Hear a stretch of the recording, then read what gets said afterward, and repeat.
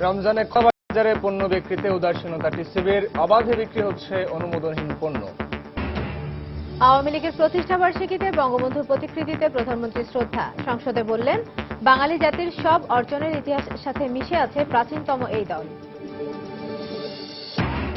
রাজধানীর মতিঝিল থেকে 850টি পাসপোর্ট, জাল ভিসা ও ভিসা তৈরির সরঞ্জাম সহ 4 মানব পাচারকারী আটক।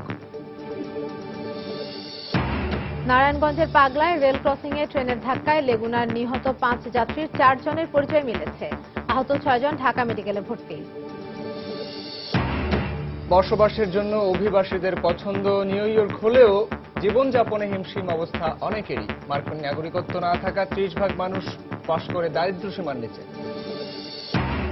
এবং ভারতের বিপক্ষে শেষ ওয়ানডেতে বাংলাভাষের প্রত্যাশায় টিকিটের জন্য উপচে পড়া ভিড়। রাত থেকে দাঁড়িয়ে থেকেও না পাওয়ার অভিযোগ।